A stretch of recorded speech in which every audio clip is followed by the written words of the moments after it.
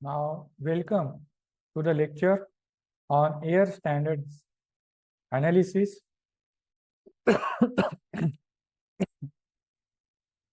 Today, we will be exploring a powerful tool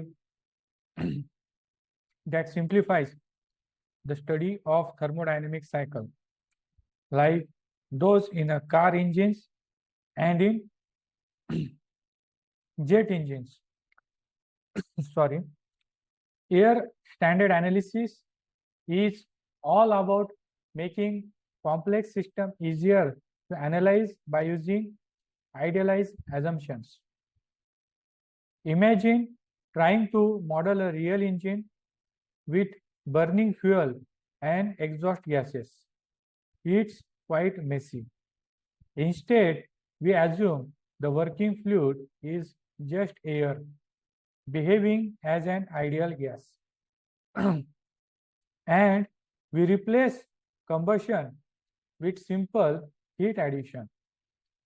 This lets us to focus on the core thermodynamics without getting bothered about the chemical reactions or frictions. Now, why does this matter? It's the foundation for evaluating internal combustion engines like those in your car and gas turbines that power planes.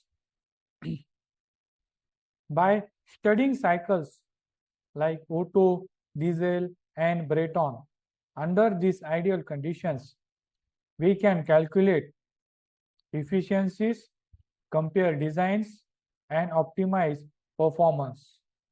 Throughout this lecture, we will break down the key assumptions, compare real versus ideal cycles, and see how this analysis is applied in engineering. For example, we will look at how the Otto cycle's efficiency changes with the compression ratio, all thanks to this simplified approach. Think of air standard analysis as a sandbox. It's nothing the real world, but it's where engineers play to test ideas before building actual engines. By the end, you will see why this method is a good for designing the machines that power our lives. So let's focus into the introduction and unpack how the air standard analysis work.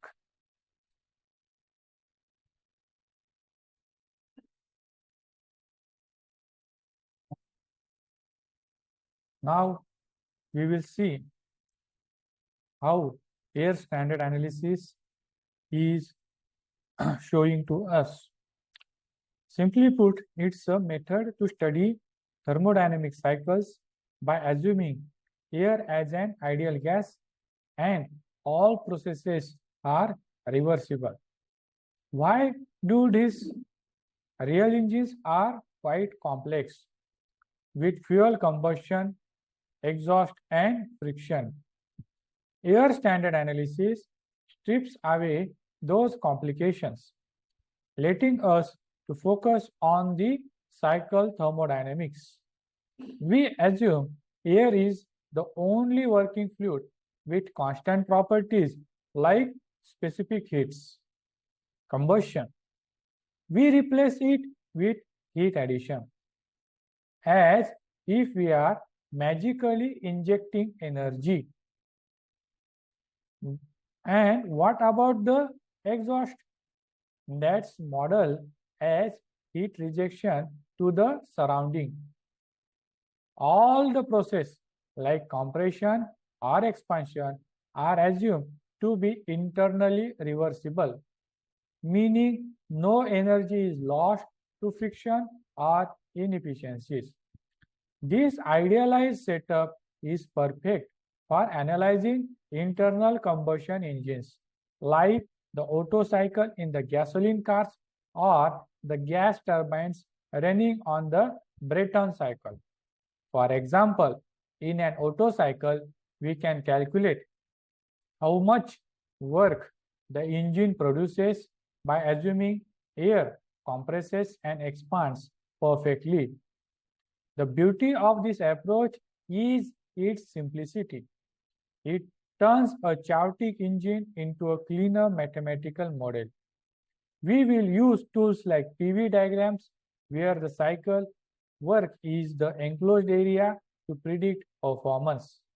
Sure, real engines aren't this perfect, but the air standard analysis gives us a starting point to estimate efficiencies and test design changes, like tweaking a compression ratio. By mastering these assumptions, you will see how engineers evaluate and improve machines. Up next, we will explore why this method is so valuable for engine designs and comparisons.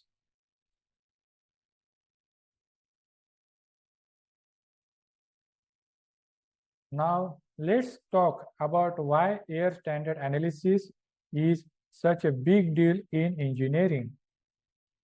First, it simplifies complex thermodynamic cycles, making them easier to study. Real engines involve burning fuel, heat losses, and mechanical friction, tough to model accurately. By assuming air as an ideal gas and reversible process, we create a clean framework to analyze cycles like Otto, Diesel, or Breton. This simplification is like using a map instead of navigating every street. It gets you the big picture fast. Second, air standard analysis provides a benchmark for comparing different cycles. Want to know if a diesel engine is more efficient than a gasoline engine? Run both them through air standard assumption, and you will get a fair apples to apples comparisons. For instance, the Otto cycle's efficiency formula, okay, as we know, and which is given by 1 minus 1 upon RC raised to gamma minus 1. Okay, now let's see how the compression ratio affects its performance. Now, third, it's crucial for evaluating the engine efficiency. By calculating these ideal efficiencies, engineers set targets for real-world designs. Finally, this method shines in preliminary designs. Before building a new gas turbine, engineers use air standard analysis to predict how changes like a high pressure ratio impact performance. It's a low-cost way to test ideas without firing up a prototype. For example, in the Breton cycle, we can estimate turbine work output using ideal gas equations. While it doesn't capture every real-world loss, it's a starting point for optimization. Air standard analysis bridges theory and practice, helping design better engines. Next, we will compare real cycles to these ideal models to see where reality diverges.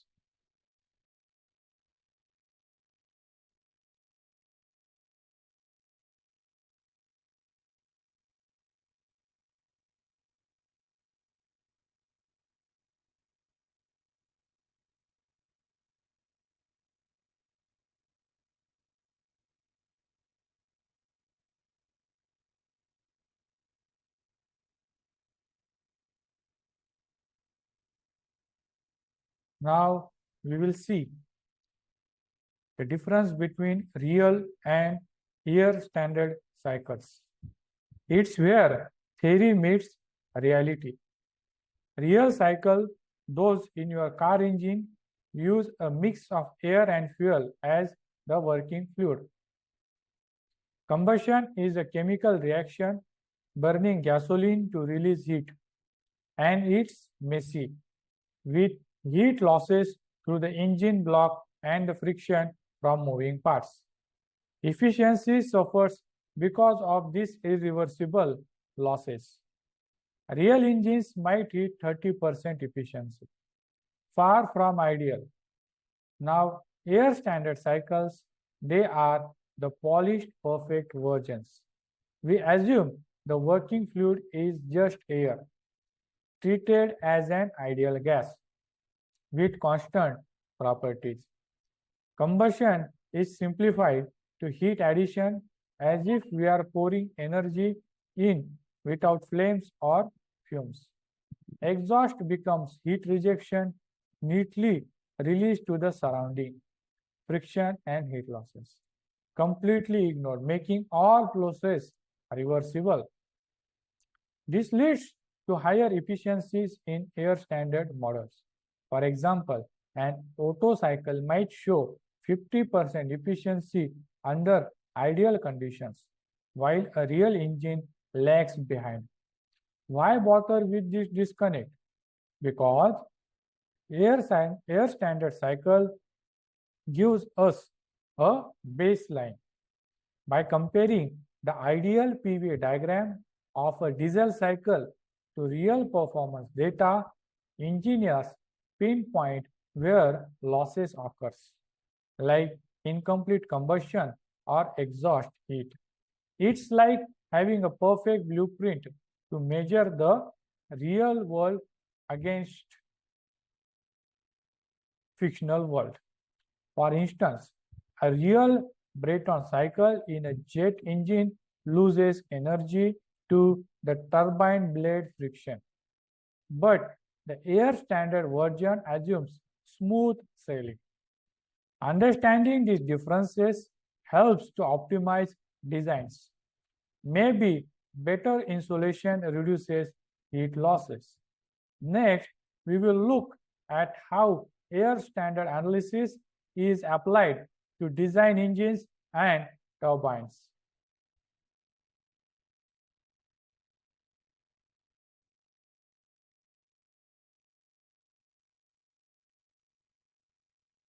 Now we will see the application of air standard analysis.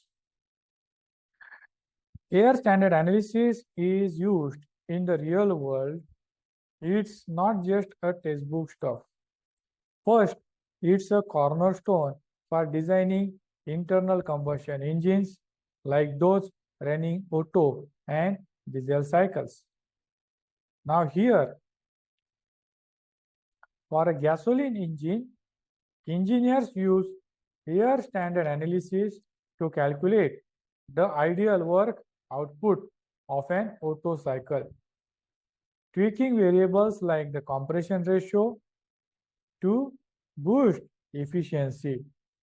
A higher ratio means better fuel economy, but too high risks of engine knocking. Air standard model helps to find that sweet spot. Similarly, diesel cycle analysis guides truck engine designs, prioritizing durability and efficiency.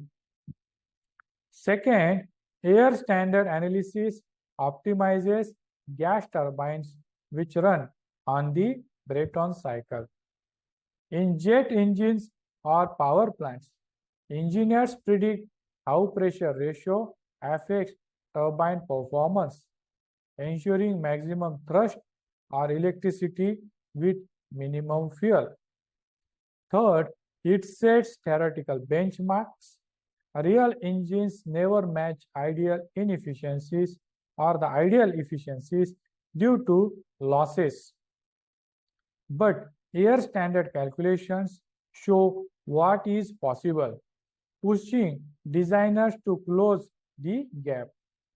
For example, a Brayton cycle might suggest 60% efficiency ideally, guiding improvement in real turbines. Finally, this analysis helps to understand how parameters impact performance. The change in the compression ratio in an Otto cycle and the efficiency formula gives the improvement in the output power. This insight drives innovations like the turbocharger that mimics higher ratios. By applying air standard analysis, engineers test ideas on paper before building costly prototypes and saving time and money. It's a flight simulator for engines. Up next, we will wrap with what this tool is so valuable for the engineering applications.